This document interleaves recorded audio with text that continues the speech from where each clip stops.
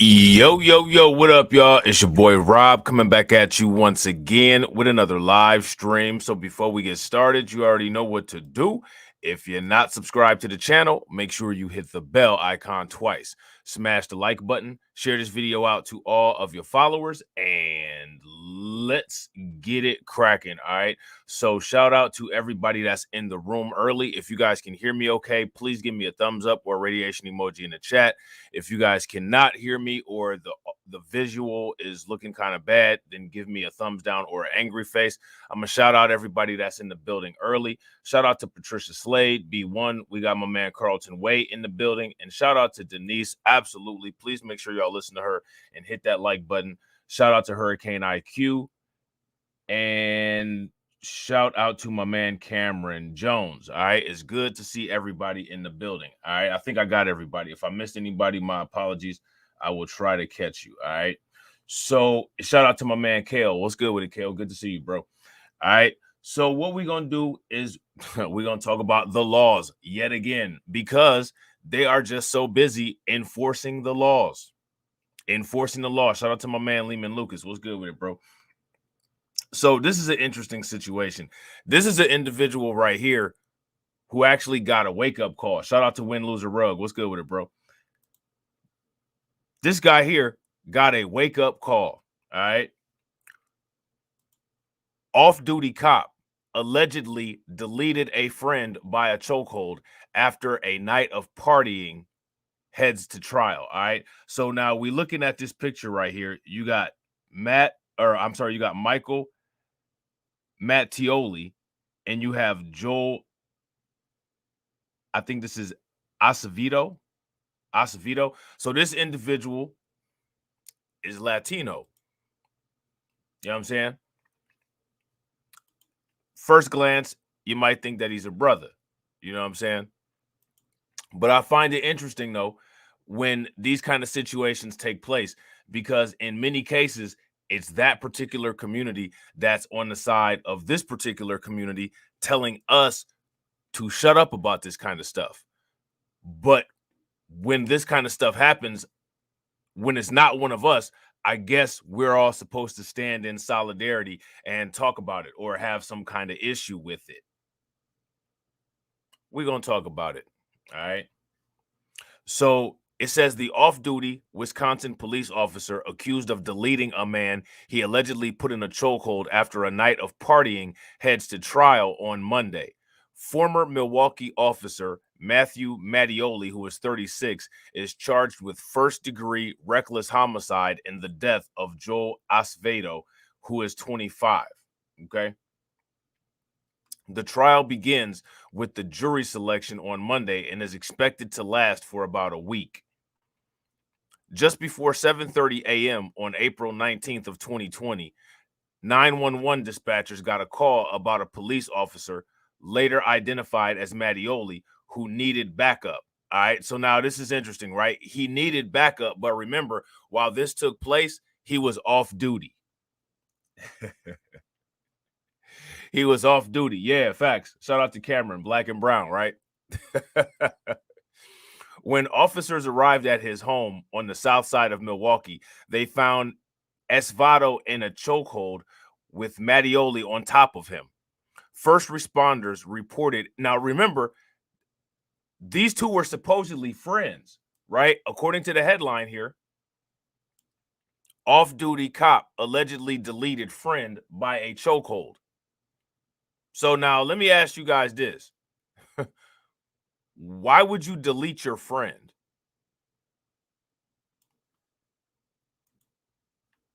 Anybody got an answer for that? Why would you delete your friend? That doesn't make much sense, does it? Oh, now I'm gonna ask you guys this question. How long do y'all think that he was choking him for? Y'all might be able to read it on the screen, so it might be a little spoiler alert, but how long do y'all think that he was being choked for? When officers arrived at his home on the south side of Milwaukee, they found Acevedo in a chokehold with Mattioli on top of him. First responders reported that it took about 22 seconds for Mattioli to get off of Ace Vito after they established that he was a police officer. According to investigators, it is believed that Mattioli had Ace Vito in a chokehold for more than 11 minutes. So now let me ask you guys this question. With him being in a chokehold for 11 minutes, what do you guys think ended up happening to him? Yeah, I agree, Lloyd Sky 9. Facts.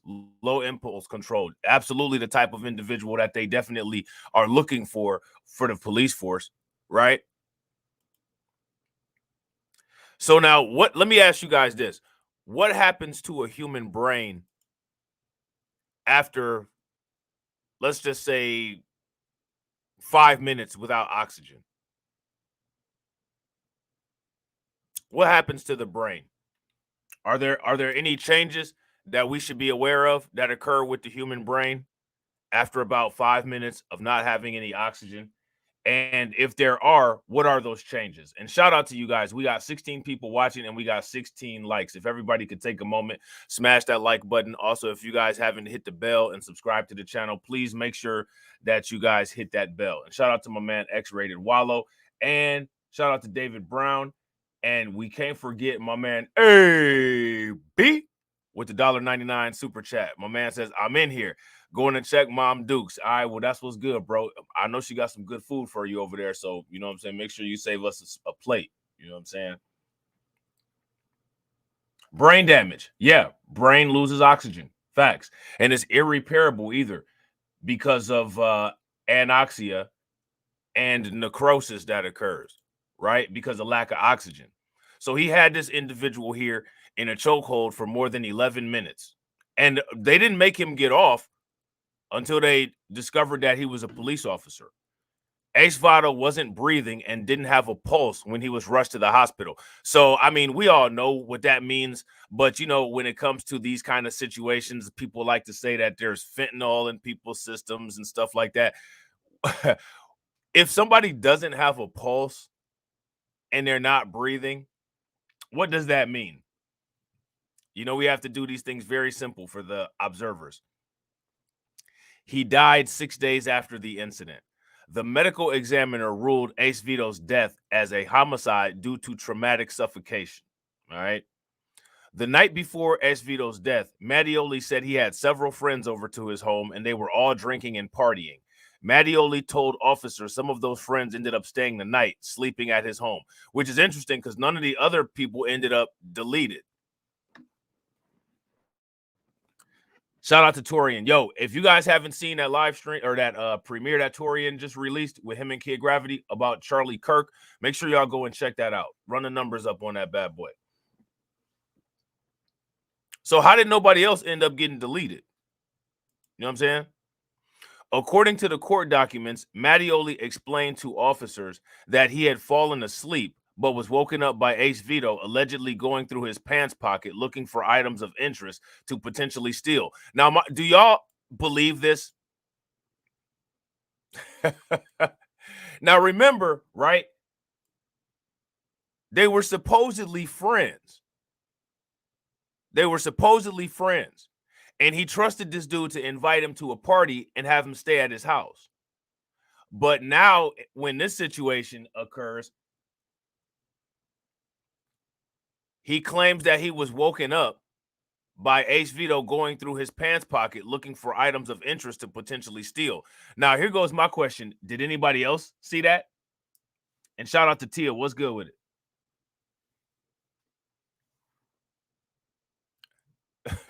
You know what I'm saying? Mattioli then told Ace Vito to leave, but before he left home, Ace Vito allegedly punched someone else who was staying at Mattioli's house. That's when Mattioli said he fought back to protect the other people inside. So if that's the case, if this actually happened, then there should be a witness testimony from whoever it is that got punched, right?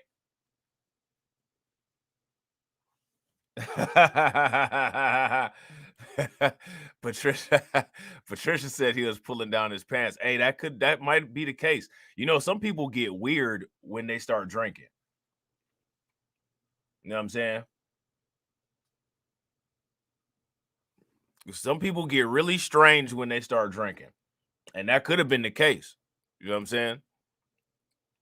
So now here it says Ace Vito's family has been very vocal about his death ever since news of it first broke. The family filed a lawsuit against the former officers, one of them being Mattioli and the former police chief, in April of 2023. The complaint claims Ace Vito's 4th and 14th Amendment rights were violated. Now, let me ask you guys a question. Who's responsible for the 14th Amendment in this country? Whose advocacy and hard work, blood, sweat, death, and tears is responsible for that 14th Amendment? I want y'all to take a very good look at this community that's utilizing that 14th Amendment. These are the people that like to tell us to shut up. You know what I'm saying? That's the Fat Joe crowd right there. You know what I'm saying? In December of 2020, Mattioli filed a lawsuit to try to stop the release of body camera footage from the day of the alleged crime after he got word the police department had planned on making it public. So now let me ask you guys a question. Why, if he didn't do anything wrong, why would Mattioli try to stop the release of the body cam footage? If he had did everything right, then the body cam footage should exonerate him and he shouldn't have nothing to worry about, right?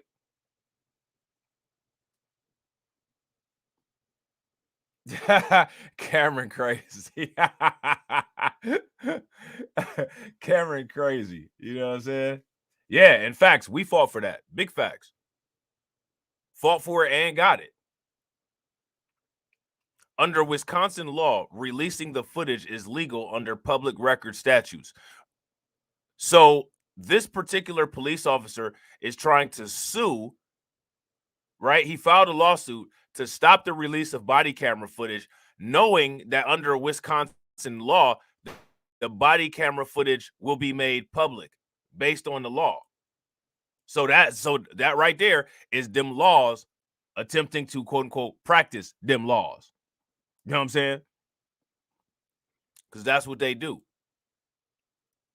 Earlier this year, the Wisconsin Court of Appeals ruled against him and concluded that the video could be made public. Now, I want to see how long this is because look like they got the video. Let me see. Hold on. Yeah, okay. It's a news agency that's got this video. We could check it out if y'all want to.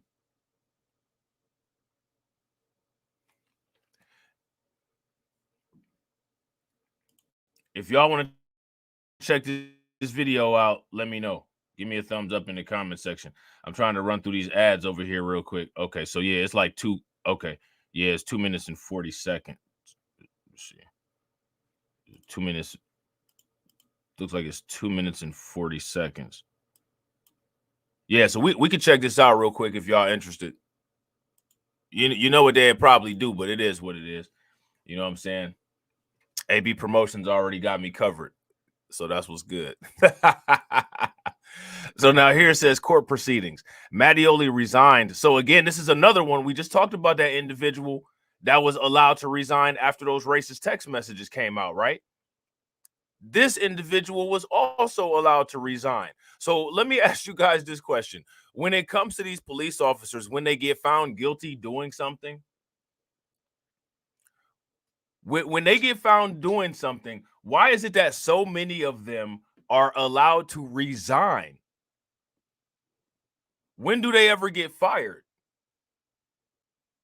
When is there any consequences ever? You know what I'm saying? And what are the consequences?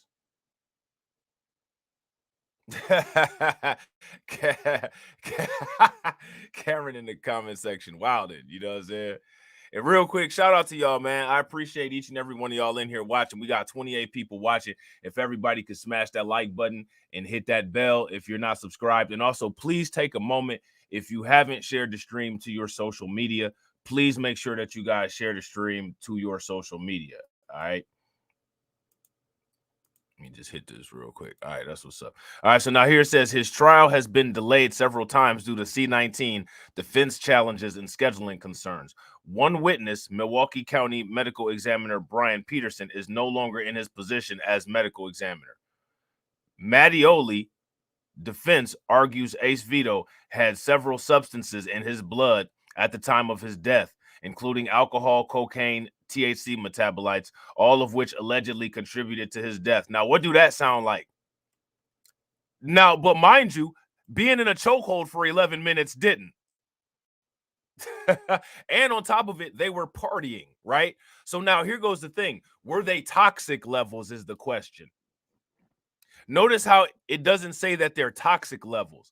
These kind of substances in your system will not cause death. They will not contribute to death. Let me ask you guys a question.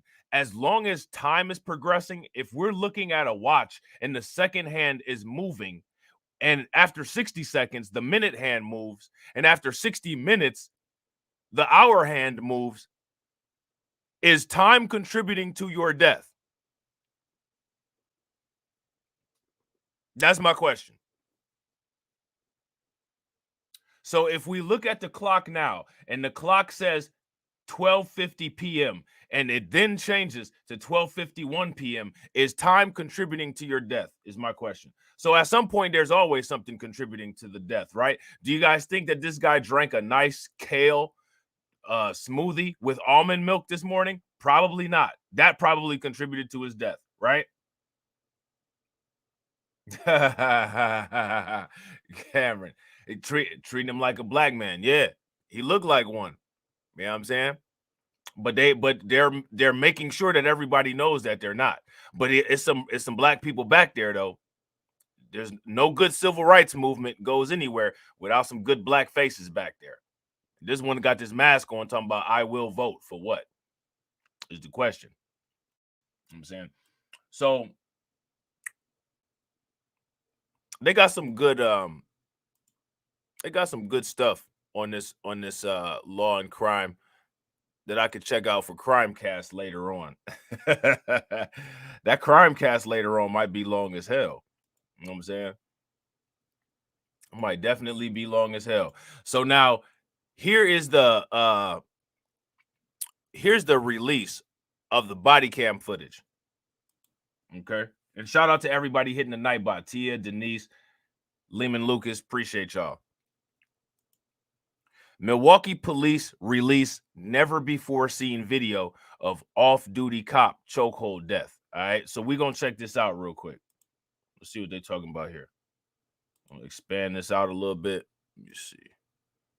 Put that like that. There we go. Let's see. Milwaukee police just released body camera video showing the moment Milwaukee police responded to the home of an off-duty officer accused of putting a man in a chokehold. That man died days later. Former officer Michael Mattioli is set to go on trial next month in the death of Joel Acevedo. So News' Hannah Hilliard is in the newsroom tonight with that new video expected to take center stage at trial. And Hannah, this video is heavily redacted. It is, Kristen and Patrick. We've been covering this case for nearly 3.5 years at this. So now here goes my question. Why is it so heavily redacted? And they said that they've been covering this case for 3.5 years. Here's my question for you guys. How many people in the comment section have seen or heard any information about this case? If you guys were aware of this, give me a thumbs up. If you guys were not aware of this, give me a thumbs down. This point, police just filled our open records request releasing portions of the video.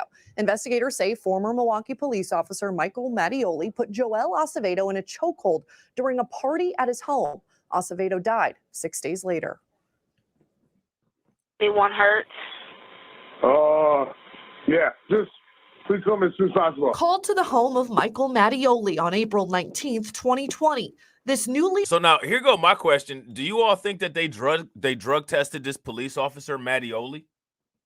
Because if this guy who was deleted in this chokehold had all of this drugs in his system and they was all partying, it's probably safe to say that the police officer had a little bit of candy in his system too. Right? Shout out to Mike Mellis John. What's good with it, bro?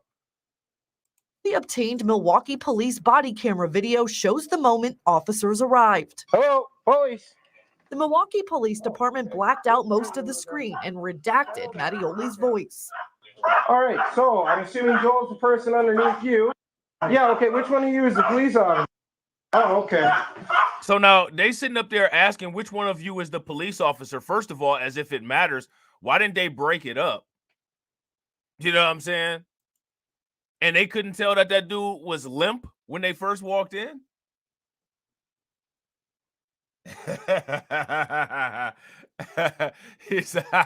Karen said he sound like a Dinobot. Me Grimlock need help. Slag say call 911, Grimlock.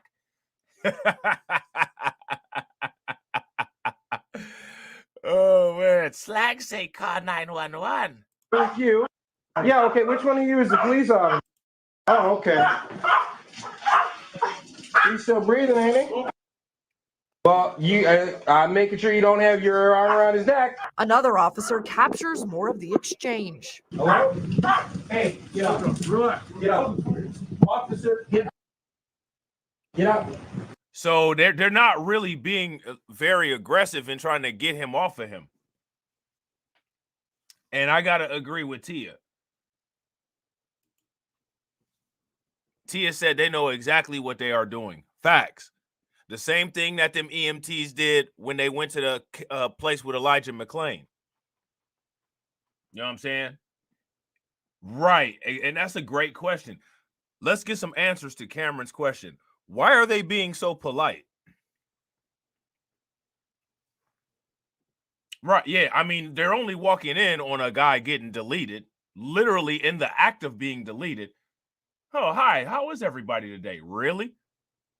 Man, I'm telling you what, they're more aggressive when people are running away from them unarmed. Now, what kind of people would those be? Get out of the way. Investigators say Mattioli had Joel Acevedo in a chokehold following a party at the off-duty officer's home during the height of the COVID shutdown. So you see that block, that black block that they have. 2020. That black block that they have is the redactions. So, like, here go my question. What good is it showing this if they're gonna have that redaction over it? How is that being transparent? And I gotta agree with X-Rated Wallow. They were on code. Facts.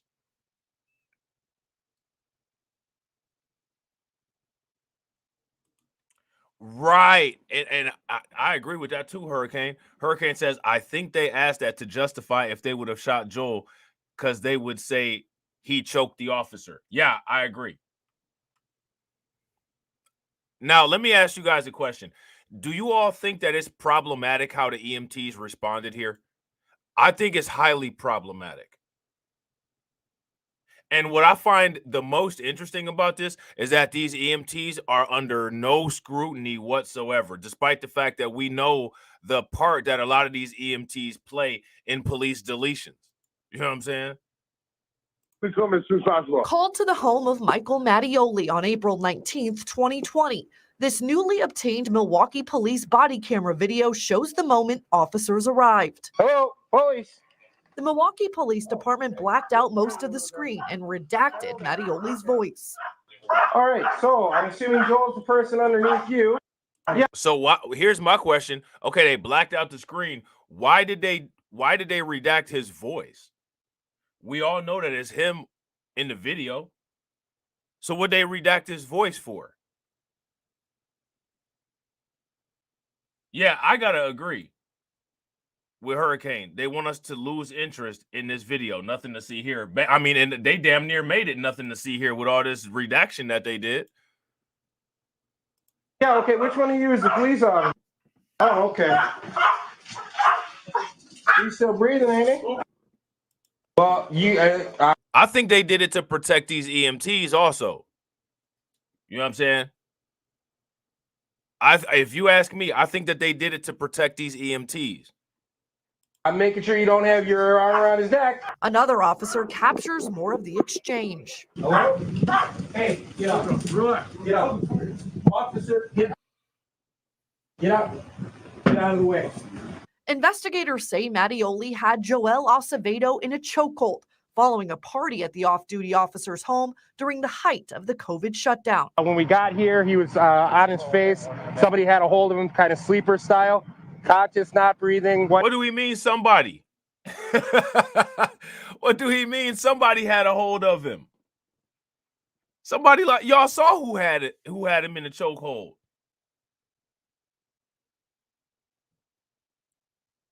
Do y'all see this?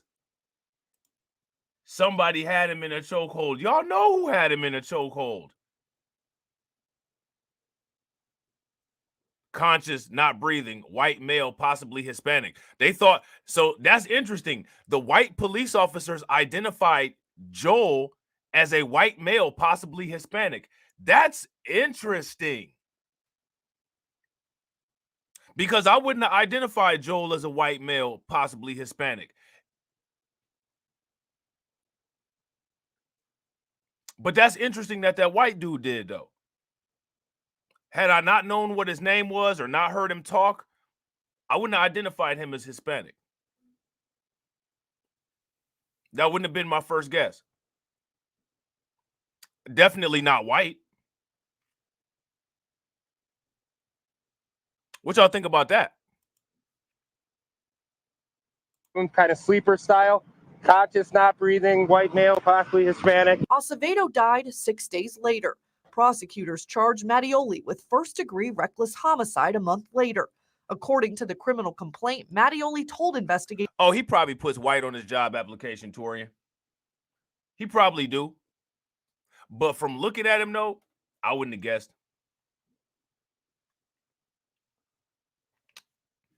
You know what I'm saying?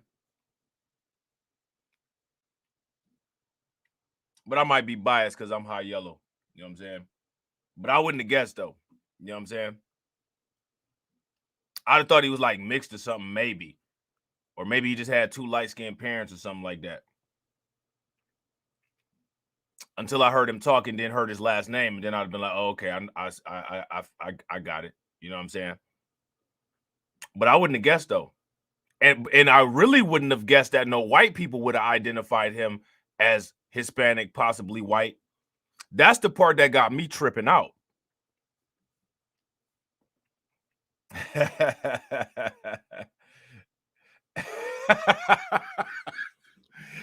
Hey, Cameron out of pocket, man. Cameron out of pocket, man. Cameron been out of pocket this whole chat. You know what I'm saying? And I gotta agree with AB. AB said he probably called him the N-word and stuff went left. That could be it. I bet you that is it. Because he probably that the dude that got deleted was probably the darkest person at that party, and he was with a whole bunch of cops. So you already know what was going on down there. You know what I'm saying? And they was all high and doing drugs. The real sediments was coming out. He probably got mad. Haters on scene, quote, "He stole from me. I don't give an expletive what shape he is in." And Hannah, Mattioli is no longer on the police force. So now here go the question though. What did he steal? Who saw him steal? And when they got this guy's body, did he have any items with him? You know what I'm saying?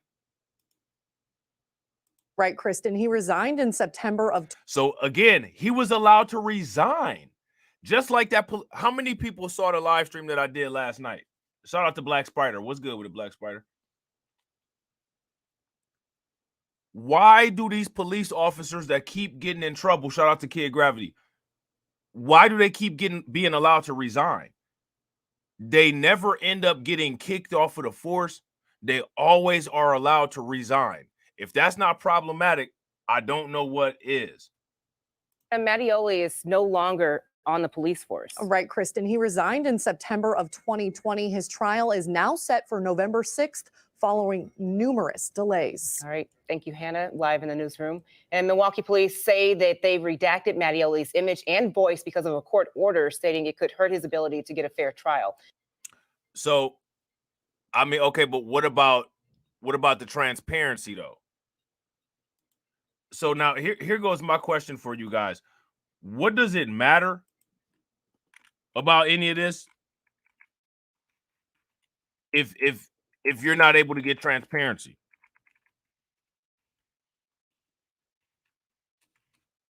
That's the whole point. So it don't matter. So before we get out of here, before we get off of this, right? I want to show y'all this other article that they got about this dude. Remember how we said that most of these police officers that are involved in these type of situations have a prior record? Well, guess what? Guess what? Guess what am I about to say? What am I about to say about this guy?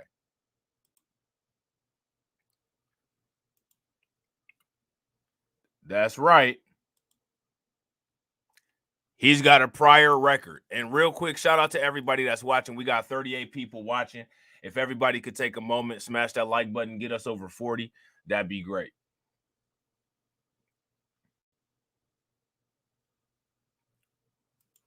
He's got a prior record. Officer in chokehold death had previous off-duty gun incident at his home, records show. So now remember, this chokehold incident was at his home. The chokehold incident was at his home. So it goes down at this officer's house. You know what I'm saying? A friend came over to his house, grabbed his duty weapon, and accidentally discharged it. Sergeant Rebecca Babbage wrote in the memo. So why does so much shade? This is how. Why does so much shade go down at this dude's house? Let's see this real quick. Hold on.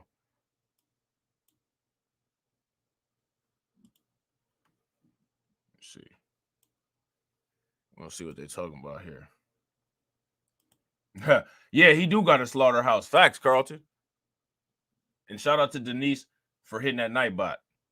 Yeah, Joyce, we got our hands on those records today, and we spent the afternoon going through those records to see what was inside. We found some praise from 2 Milwaukee police chiefs during Officer Michael Mattioli's time with the department. But inside that personnel file, we also found some criticism of his actions on and off duty.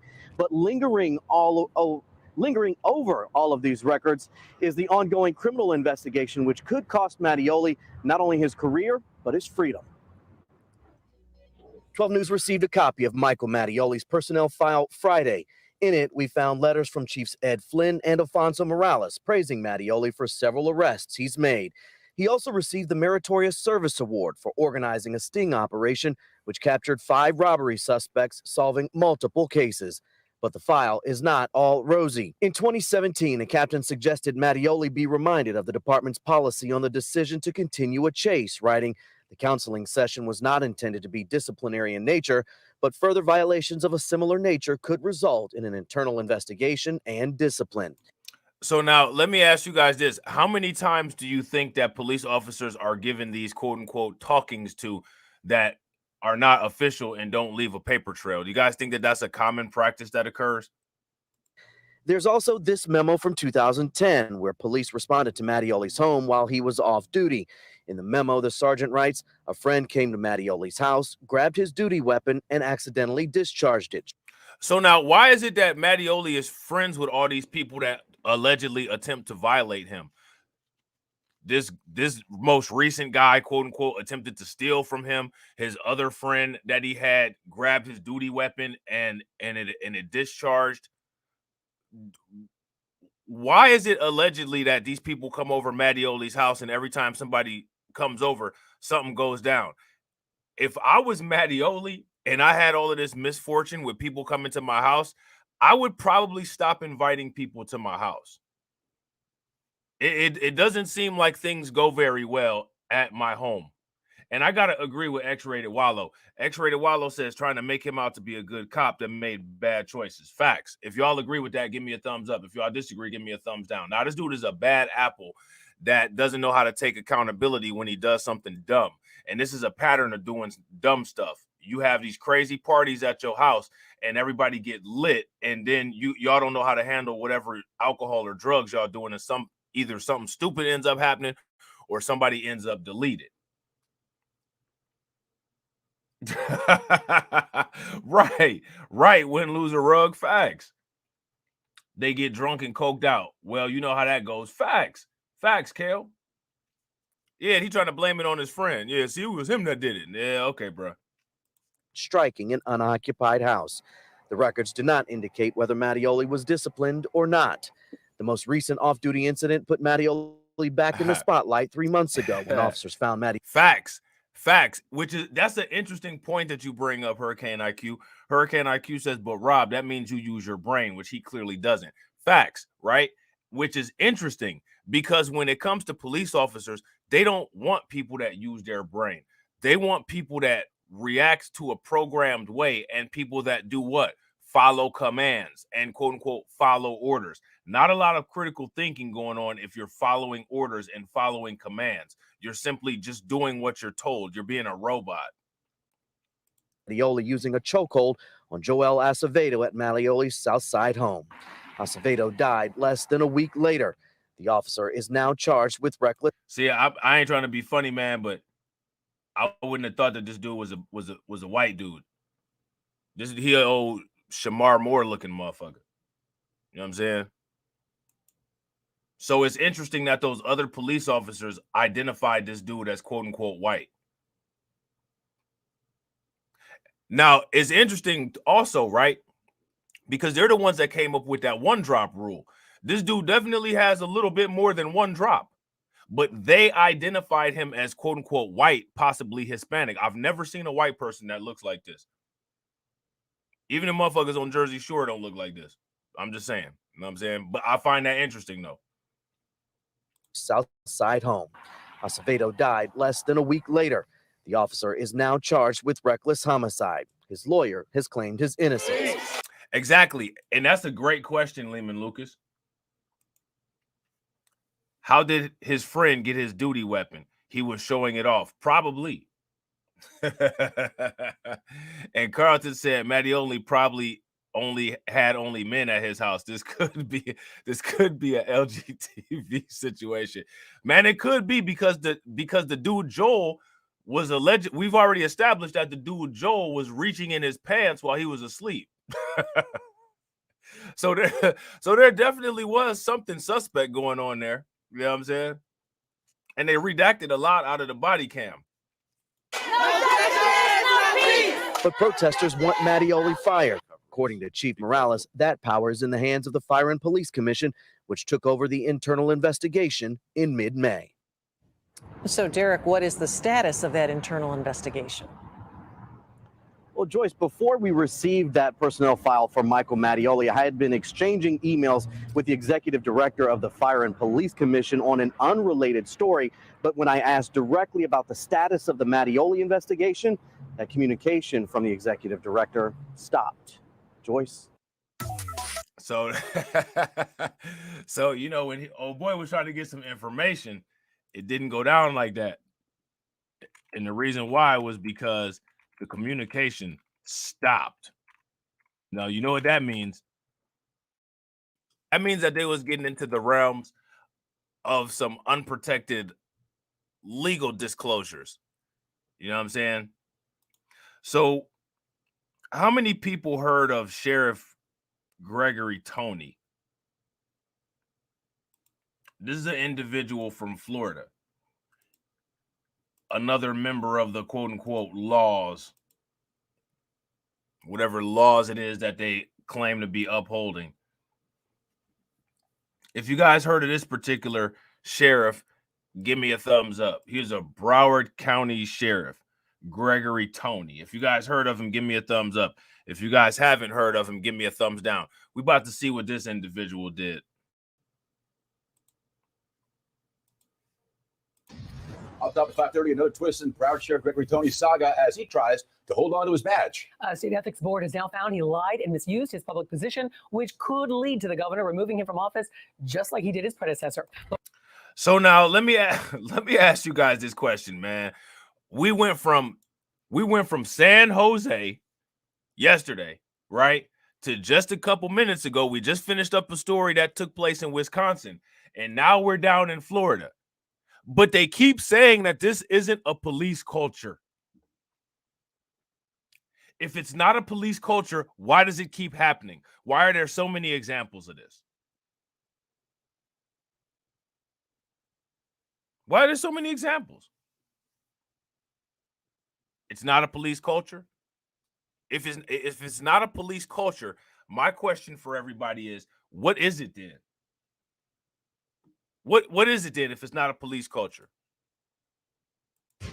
Off top of 5:30, another twist in Broward Sheriff Gregory Tony's saga as he tries to hold on to his badge. State Ethics Board has now found he lied and misused his public position, which could lead to the governor removing him from office, just like he did his predecessor. Local 10 Sanella Sabovic is live with what she has just learned for us. Sanella. Well, Christine Louie, the Florida Commission's on ethics, they did find probable cause to believe that the sheriff misused his public position. And as you mentioned, if found guilty of these violations, it could mean losing his job. The day that he became a public officer, those omissions were entirely relevant. BSO Sheriff Gregory Tony in the spotlight again in regards to his past and what he did and did not disclose about it. Last week, during a one-day meeting, the Florida Commission on Ethics found probable cause to believe that Sheriff Tony misused his public position when he, quote, provided false information or did not disclose information during the hiring process for his employment with the Coral Springs Police Department. When he provided false information. So now this is the irony, right? This is the irony about Gregory Tony. Keep close eye on this, all right? Keep a close eye on this particular situation. Yeah, that's him. Right here. Because y'all about to be like, man, this is wild. This is wild. To believe that Sheriff Tony misused his public position when he, quote, provided false information or did not disclose information during the hiring process for his employment with the Coral Springs Police Department. When he provided false information or did not disclose information during the appointment process for service as Broward County Sheriff. When completing a notarized form submitted to FDLE while serving as Broward County Sheriff, and when applying to renew his driver's license while serving as a law enforcement officer. During the hiring process for his employment with the Coral Springs Police Department, respondent provided false information and or did not disclose information concerning his traffic citation history, his drug use history, his arrest history, and whether he had previously applied for law enforcement position. That he also omitted to disclosing his arrest in regards to killing a man back in 1993. Like you can't make this up. You cannot make it up, man. You can't make this up.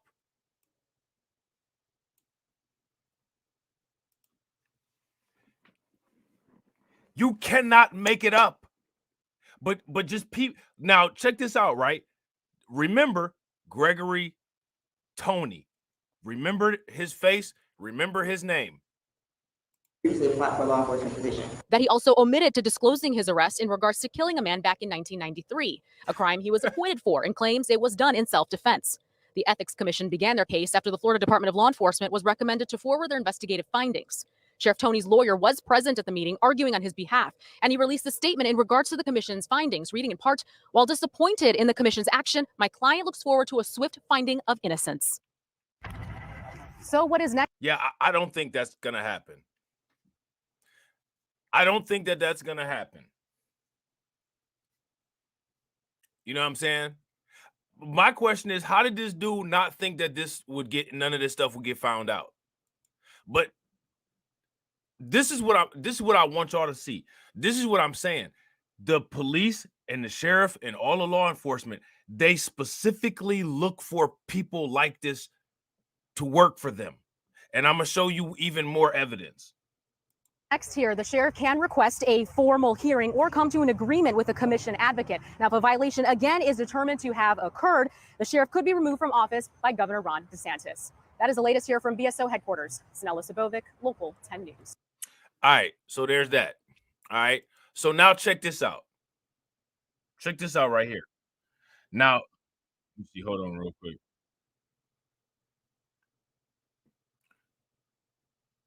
This right here This right here is that particular sheriff's predecessor. Okay.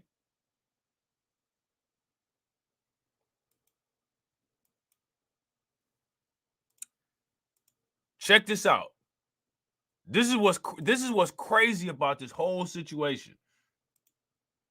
This is how bad. Now, mind you, this is Ron DeSantis's Florida. This is what's crazy about this situation right here. That guy that we just saw is prosecuting his predecessor sheriff. Okay? So now check this out right here. You will recognize the other guy prosecuting his predecessor, which is this guy here. Developing now at 4:30, a Broward County Sheriff deputy remains in jail following a disturbing arrest. Jeremiah Thomas is accused of trying to solicit a teen. Officials say the deputy met the minor while responding to a domestic violence call last month. And things turned inappropriate from there. Local 10's Ian Margle is live outside the Broward jail in Fort Lauderdale with more for us. Ian.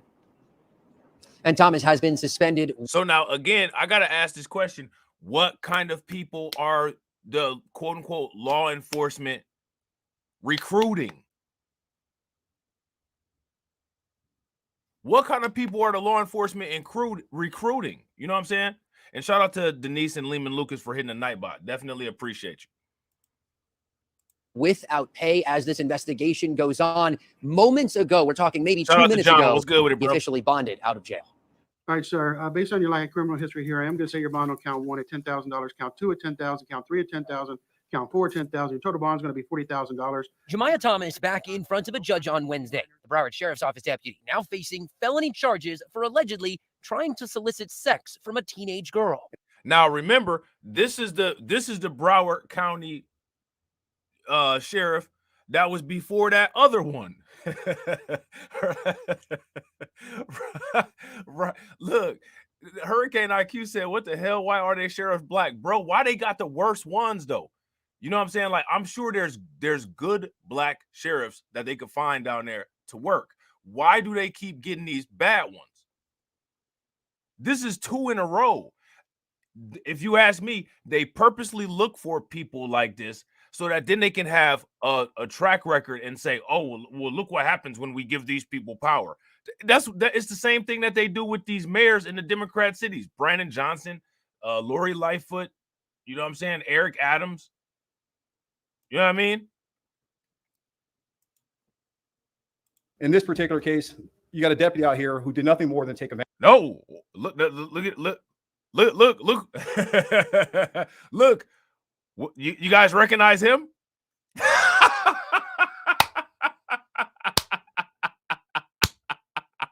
You cannot make it up. Y'all recognize this guy? Anybody recognize him? Anybody seen him anybody seen this guy in the last 5 minutes? A teenage girl. In this particular case, you got a deputy out here who did nothing more than take advantage. On Tuesday, Sheriff Gregory Toney spoke about the allegations, telling us Thomas met the 17-year-old victim while he was on duty and responding to a domestic violence call. Thomas and the teen exchanged numbers and then began texting. Throughout that texting and communicating, there had been strategic efforts to plan and meet with the minor, sexual communications, pictures being sent while on duty. The victim's father found out about the conversations and reported them to BSO. Then detectives in the Internet Crimes Against Children unit took over, posing as the teen girl and continuing the conversations before finally taking him into custody. He's a good person. He had a great reputation as a police officer. Attorney Sidney Fleischman. He was a great. Do you hear the lawyer? He is a great person and had a good record as a police officer. Well. Well.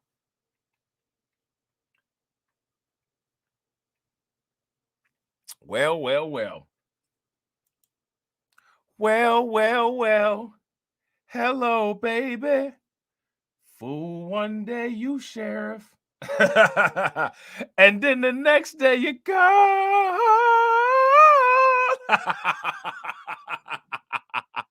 The Lawz.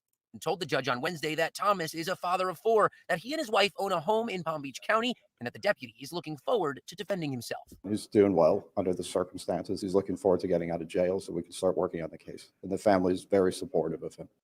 Mr. Thomas, you have anything to say about the charges? And this is video of him getting out just moments ago. We were able to ask him a few questions. He had nothing to say. He paid $4,000 of his $40,000 bond and was given an ankle monitor and then allowed to go home. Back out live here in Fort Lauderdale. The judge said he could not be around any minors except for his own children or his own family members. We will continue to follow his case, keep you updated as soon as we learn more. Man, oh man.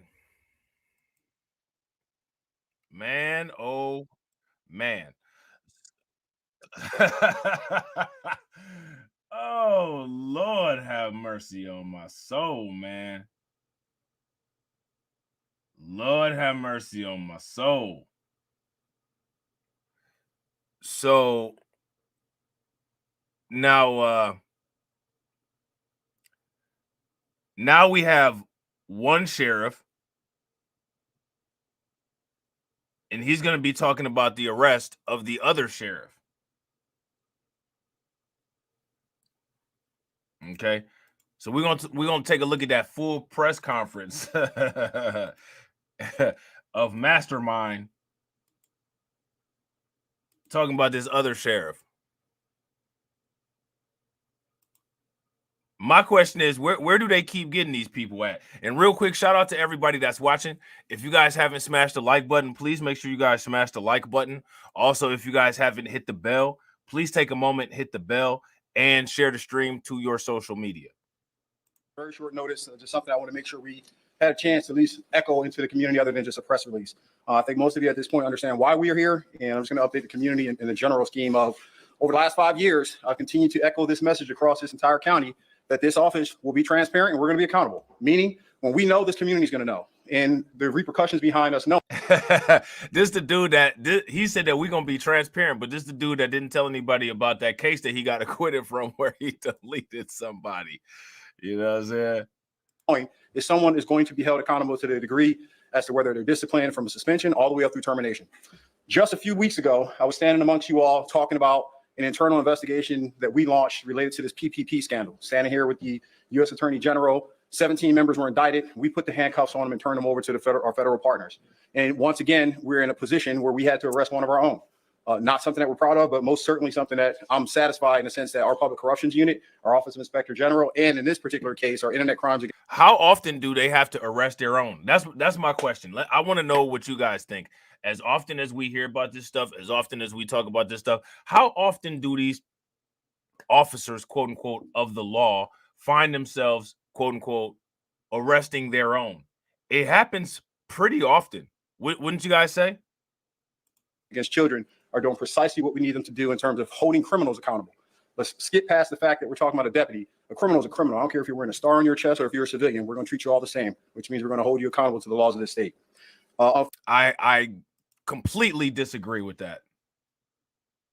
I completely disagree with that. In most cases, if most people commit a crime or violate their job, they get arrested right on the spot. A lot of law enforcement gets the opportunity to make the decision to resign so that they can get hired later on. And most of us don't have our friends doing the investigation on what we did. The police do.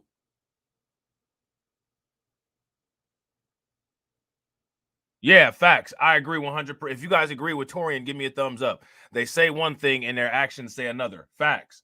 This guy right here. He's talking about transparency, and we just saw the video about all the stuff he was hush about with his own in regards to his own personal record. Fortunately, earlier today, we had to arrest one of our deputies who's been here employed for about 6 years now, 35-year-old Deputy Thomas. He was involved in an incident where he was responding to a domestic violence call. And ideally, an officer goes out to a site location with the intent to protect and serve the community, or perhaps provide resources to mitigate this particular threat that may be taking place in the household. In this particular case, you got a deputy out here who did nothing more than take advantage of his powers, abuse his authorities, and solicit sexual solicitation of a minor. Now, you all have the arrest warrant, or will have access to it and have a chance to read through it. But what I can surmise from what I've been able to read and talking to our investigators, this here is one of the most grotesque and deliberate attempts to really abuse a minor in our community. Many of you heard me say this before, and I'll continue to echo and say it again. Our most valuable asset in this community are our kids. And if we can't protect them, we don't have a future not only in Broward County, but perhaps impacting the whole future of this country.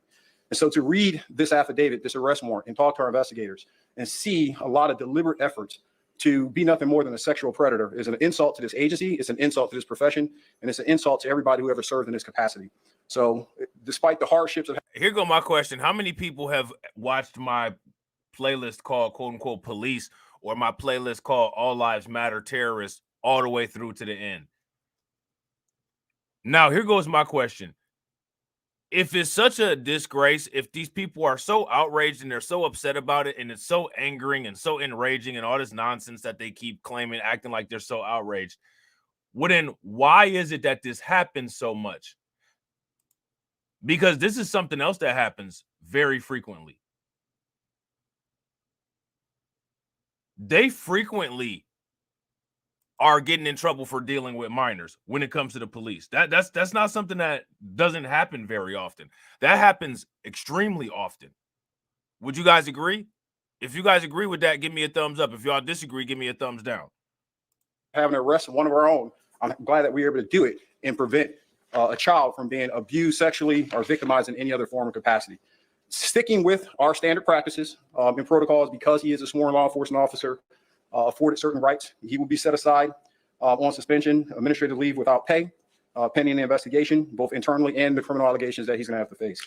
I'm going to pause and allow you to ask me some questions on this, because there's a lot of ways I can go, and I think it's better driven if you give me facts. Facts. Shout out to Win, Lose, or Rug.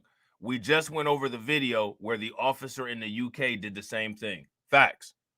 Same exact thing. You know what I'm saying? I agree 100%. If you guys agree with Leonard, give me a thumbs up, because they're deviants hired to enforce racist policies. Absolutely. Facts.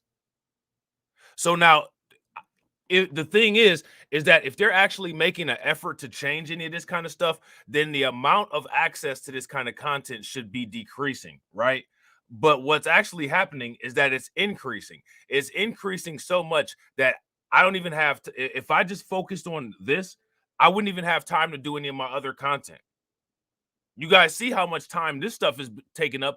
My last 5 videos have been quote unquote the Lawz videos.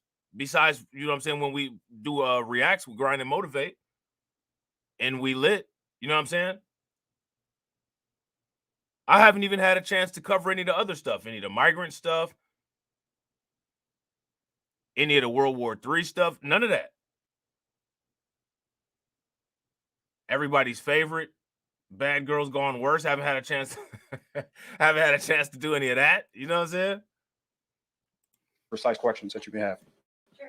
So did the incident that you just referenced while he's on a call, so that occurred while he's on duty? Correct. So are there other incidences, or is I'm confused about the internet part of it, if this happened? Sure. So I can elaborate on that.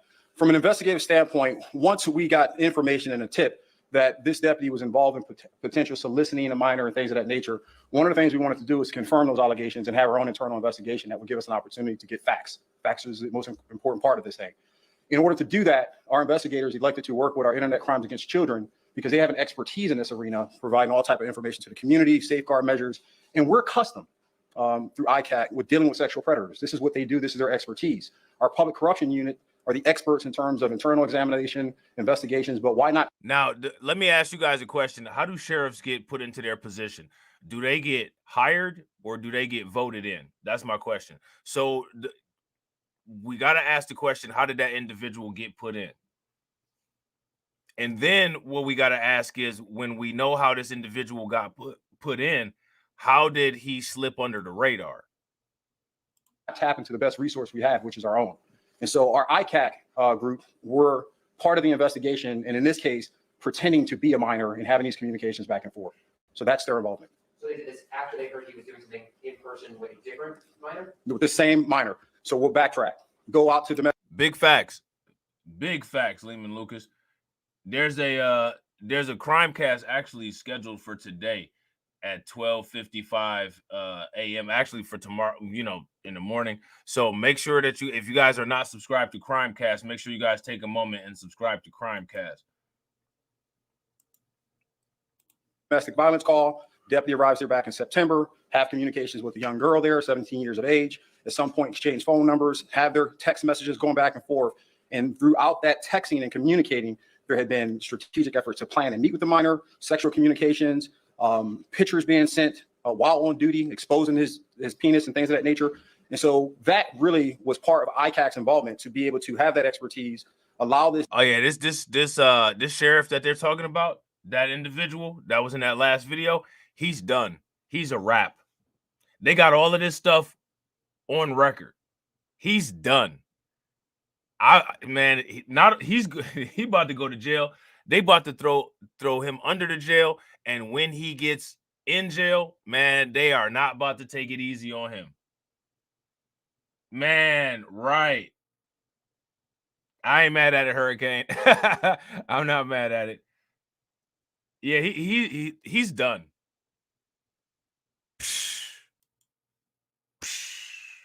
This dialogue to continue so we can have legitimate criminal charges that go beyond just administrative concerns. I'm going to go back to what I said. It's not just about administrative compliance here. We're talking about criminal behavior of the worst kind. As a law enforcement officer, there's two things I can't stand the most. One, anyone who's willing to run inside of a church, a school, and conduct a mass shooting and kill innocent, unarmed people. It's the most cowardice behavior I can imagine. The second, sexual predators. Those going out there trying to victimize our kids because they're capitalizing on the immaturity, the lack of understanding.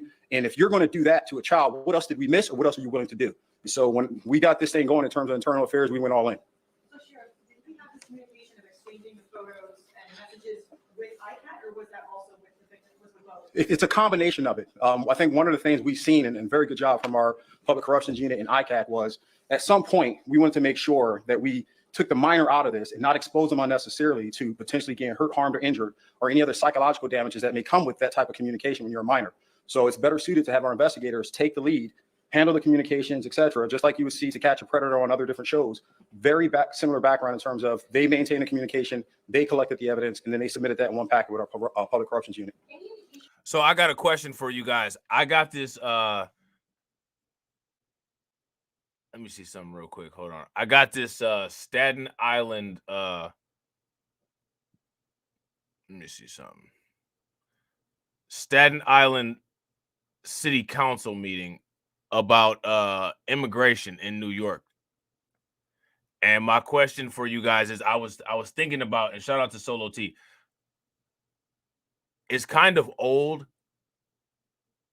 but I was gonna go over it for the undocumented bros. If you guys want to see that, give me a thumbs up. If you guys don't, then give me a thumbs down, and I'll try to fit it in sometime this week.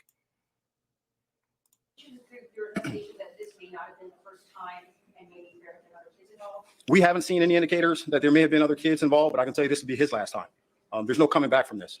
One thing I'm getting very annoyed with is this notion that we have to keep playing this game of due process. Those things to take place. But if you read this arrest affidavit and you look at the evidence that I looked at, there's only one outcome that's going to happen here when this case is closed. Sure, you said you guys got a tip. Who did you get the tip from? Parents? Was it? I believe, and correct me if I'm wrong, it was one of the father, correct. It was the father. So the minor, I got you, Hurricane. So the minor, her father is the one who turned this sheriff in. Man, that's wild, man. That's wild. This sheriff, not this one that's on the screen, but the guy that he's talking about, Jeremiah Thomas is this individual's name. He's a done deal. His career, probably his life, is over. You know what I'm saying? So you're talking about a 17-year-old who is involved in a domestic violence situation with her parents or guardians, and she is singled out by a deputy and then victimized herself. Yeah, I mean, that's in a nutshell. When you're arriving to a domestic violence call, whether it be a minor or an adult, that's not the time to engage in trying to date someone or solicit a contact number or to maintain communications that are inappropriate. In this case, where you're sending nude photos while you're on duty, a multitude of different text messages of plotting and planning to meet in a hotel, all type of vulgar commentary about the type of sex components you want to supply or impose, in my opinion, upon this young lady. Now, remember, all right, remember, there's all kinds of sexual degeneracy that goes on at these police departments. How many of y'all remember how many of y'all remember Officer Megan Hall? If y'all remember Officer Megan Hall, give me a thumbs up. If y'all don't, give me a thumbs down. I ain't heard nothing else from her. But you know what I'm saying? That individual damn near brought down a whole damn department. And I gotta agree, Cameron, he giving way too many details. Way too many details. Like, you really don't need to go into you really don't need to go into detail all like that, my dude. You know what I'm saying? We get the idea. It's just inexcusable. Are you concerned they ever met in person? I'm sorry? Do you know if they ever met in person? That I don't know. Outside of the initial encounter, that I don't see that within the report. But again, we're talking about text messages, investigative practices. It doesn't mean it didn't happen. Maybe something discovered later on where they were met, but that's not what we have right now. Can you talk about the seriousness, or maybe the uptick in seriousness, the fact that this happened on a domestic violence call where everybody involved is so that they're most vulnerable, especially at 17-year-olds? Yeah, that's it. Yeah, no, you're nailing it. I mean, your frustration is precisely why this one here is really bothersome for me, because we're sending you out into the field after you've taken an oath to protect and serve. People call 911 when they're at their worst. They don't call us when they're at their best. And they're hoping that when we respond, when we get on scene, that the person's going to be qualified, competent, morally sound to do the job, and they damn sure better be on time. They're not expecting to be victimized a second time by an officer's act in the sense of engaging with their daughter behind their back, texting, formulating a plan to have sex with them, and all these other variables that took place in this case. So yes, that's exactly what's going on. If you guys agree with AB, give me a thumbs up. If y'all disagree, give me a thumbs down. That is exactly what homeboy is up here doing. Hey, man, make sure that y'all pay attention to that guy. Don't even worry about what I got going on. Focus on him. He's the problem. If y'all agree with AB, give me a thumbs up. If y'all disagree, give me a thumbs down. David said, I remember that hoe. Yeah, I don't think anybody ever forget her ass. If you know about Megan Hall, you know what I'm saying? that's some shit. That's some shit. If you know about that story, you won't never forget that story. Very egregious, and it's going to be dealt with swiftly into the severe letters that we have in this administration. And I'm going to encourage the prosecutor to make sure he pursues this aggressively. Sure. So in this instance, you guys caught this after the initial happened. Is the department running anything for preemptive efforts to make sure that there aren't more deputies, or this won't happen again in the future? No, look, unfortunately, it's an isolated event, right? There's almost 6,000 people here, and on an annual basis, collectively in this county, we're answering almost 2 million calls for services, right? We're not seeing this happen frequently and all the time, but all it takes is this time, and we need to hold that person accountable, because there is a ripple effect of messaging. When I'm talking to this community and updating you on affairs that are taking place in this agency, that's part of my responsibility as a constitutional officer, to educate the community. But there's a secondary impact of deterrence internally, that officers that are working here are seeing zero tolerance when it comes to any form of misconduct. If you think you're going to violate the law and manipulate documents and files and, take money from the federal government, you're going to be gone. If you think it's appropriate to manipulate a young 17-year-old kid into sex, you're going to be gone. If you think that you're going to go ahead and violate, 65 times in 5 years, I've had to stand here and terminate someone. 17 just a week ago. And here's another one. I will keep standing here as many times as it takes until every damn body in this agency gets the message. Facts. And that's why he's sitting up here trying to act like super cop. Hurricane said, this has been happening. They were just stupid enough to get caught, including this joker. Yeah, facts. And that right there, that is why he's going so hard. This right here, he's looking at this like this is some type of a blessing to to quickly clean up his image. You know what I'm saying? That's what he's doing. And so that's the reason why he's going so hard. And honestly, I think that has something to do with what Cameron was talking about up here when he was saying he's giving too many details. I think that he's trying to give a graphic presentation to really stick it to him verbally to really get the focus on that other sheriff and off of him. You know what I'm saying? Period.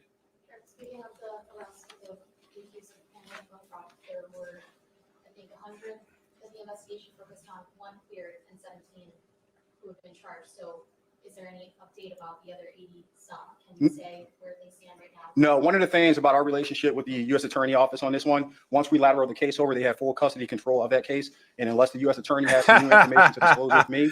Hey, Carlton said he's going hard like he's about to create a crime bill. Now, yo, check this out. If he creates a crime bill where the crimes that police officers do is enforced on that crime bill, hey, go ahead, bro. Go for it. You know what I'm saying? Do you go hard in the paint? I wouldn't be mad at that at all. How many people would be mad at a crime bill that holds the police accountable for their crimes? I would be A-okay with that, especially if they let me run it, because I don't trust anybody else to run it. Shout out to Val Williams. What's good with it, Val? That I can share with the public. I really just don't have any updates right now. Can you talk about his background as a deputy in the 6 years here? How was he received on the job? Honestly, I don't know all the ins and outs of what he did over the last 6 years, but I'm going to tell you what I tell every new cadet. You're only as good as the last call you're on. I don't care if he won one of our most prestigious Medal of Honors. It doesn't matter. It's what he did on this particular case that sizes up his entire career and the end of his career. So that's interesting, right? So by that logic, the police department is what their worst police officer is.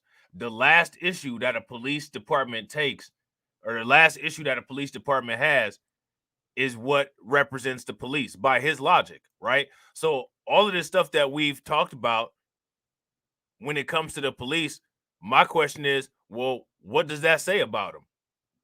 Doesn't say anything very good. Shout out to Carla Locker. What's good with it, Carla? So, ladies and gentlemen, don't move a muscle. Stay right in the stream. It'll take you to Reacts, which is going to start at 2 o'clock. I appreciate everybody for being here. Shout out to my man, AB Promotion, for holding it down with the $1.99 super chat. Definitely appreciate it. Make sure you guys throw some radiation emoji in the chat for him and show him some love. And as always, ladies and gentlemen, life. Yeah, I'm really talking my shit like I'm really him. Hold up, look, walking this bitch like, hey. Yeah, I'm really him. Talking my shit like, hey. I'm really him. Don't believe me? Come and see me. Got 3 wishes from my genie. Now I'm on your local TV. Y'all don't talk. Demon say she wanna come and see me when I'm in a local city. I'm like, pause though. Please step aside so they can see me. And I walk up in this light. Yeah, I'm really him. Talking my shit like I'm really him, on God. Walk up in this light. Yeah, I'm really him. Talking my shit like I'm really him. I'm the realest from my city. That's on money, that's on TV, that's on mamas. Niggas don't believe me, come and see me. I been dodging all that fake. All these niggas working broke, but I been getting paid. All that know me from the street. Flexing for what feature, that's like every other week. Talk behind my back, I kick my feet up, have a seat. Cause at the end of the day, all these watching me as I walk up in this light. Yeah, I'm really him. Talking my shit like I'm really him, on God. Walk up in this light. Yeah, I'm really him. Talking my shit like I'm really him, on God. Walk up in this light. Yeah, I'm really him. Talking my shit like I'm really him. Hold up, look, walking this light. Hey. Yeah, I'm really him. Talking my shit like, hey.